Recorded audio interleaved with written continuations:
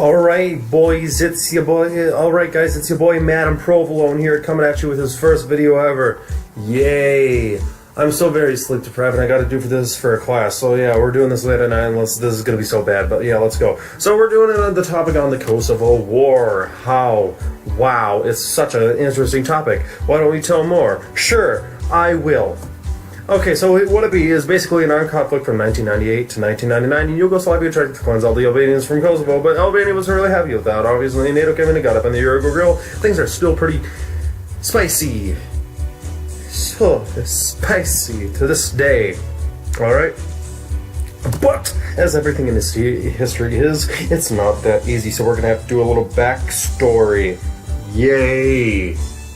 Alright, so as you plebiscites should really know, back when the Roman Empire split up a long, long time ago, they split up into two different empires. One was the Western Empire, one was the Eastern Empire, but they called themselves the Byzantines. But then all the Byzantines conquered most stuff, so they'll make this. But then over in Persia, they got a problem with a bunch of guys named Turks. But wait a minute, they've dealt with Turks before, and they were no problem. Except these Turks are different. They've got a leader, and then he looks something probably like this. Except he has a name. His name is Seljuk, but he's not only any ordinary Turk, he's also a warlord. And so then now they're Seljuk Turks, and they go and invade, and Persia's dead, because they want lots of land, and they want lots of it, so now it's Seljuk land. And so now, by this time, the Byzantine Empire looks something like this, except with the addition of Seljuk land, and then Seljuk is sitting there, and now he's king. And while he's sitting there being the most awesome king guy ever, a weird bearded dude comes up to him, and he's like, "Hey," he said, "please try this religion," he said. And he showed him it's called Islam. But Seljuk didn't like it very much, and he said no. And he said, "Hey, please try this religion." And this time he held out a sword. And so Seljuk said, "Okay." So now he's Muslim. Okay, so now Seljuk land is a Muslim country, and a leader named Seljuk, you know, and he's Muslim. And he's like, "I want some land." So they're looking at Armenia, and he's like, "I want this." And then the Byzantines are like, "No problem, they're just Turks." But what they don't realize is they have horses and bows, and they use bows and horses. So they pretty much curb stomp the Byzantines and just walk in. And then he's like, "I want this." And so he goes over to Anatolia and just takes it. And so then it's looking something like this. And then, but Seljuk is not feeling very well himself, and he promptly dies. He's DE dead. Sad, very sad day for the Byzantines. But oh well, what you gonna do? And so they got a new guy, and his name is Osman, but that's bastardized to Ottoman, so then it's getting pretty crazy. But then eventually they conquer a bunch of stuff to make it look like this. But this whole time there's a bunch of weird guys who live on the border of everything, and then Osman goes up and he's like, "Hey, please try this religion." And they said no. And he said, "Okay."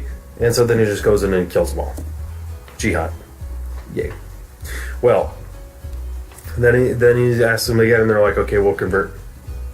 Well, actually, only like half of the one converts. But okay, so now afterwards it's looking kind of like this, alright, and then much later, Osman is dead. They get a new guy because he's dead, so they get a new guy, and his stuff is looking like this, and then all these guys who live on the borderlands and stuff are just like, "Hey, we're mad." And he's like, "Fight me." And so they did. And they won! Yay! And so then they split up everything, and it looks like this, and then Bulgaria comes along and he's like, "You know what? I want more." And so then they're like, "No, no." And so some more stuff happens, and they win! Yay! But then they go, but...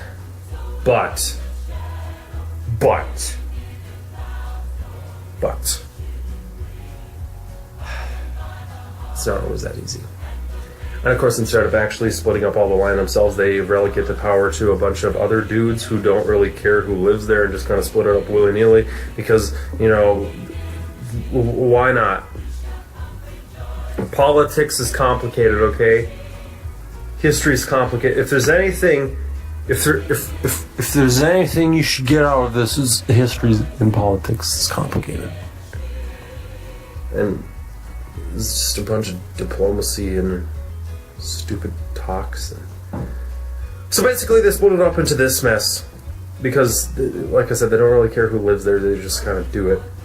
And so then later there's this whole Yugoslavia thing, and I'm sure they already covered a bunch of this in their presentation, you know, the Bosnia-Herzegovina one, about their genocide. But yeah, so then, you know, Yugoslavia did one, and So that brings us up to here, where there's just a bunch of dudes who are pretty much the same, killing each other because they think they're not the same, which the only like difference between them is the religions, which kind of sort of spawned a little bit of different culture in each of the countries, but like not too much. They still speak the same language, except they vehemently claim that they don't. But then the UN comes in and is like, no, stop. And so then the one group guys is like, you know what, I'm gonna kill these guys, the Albanians. He's killing the Albanians, and that's where our that's the thing our presentation's about.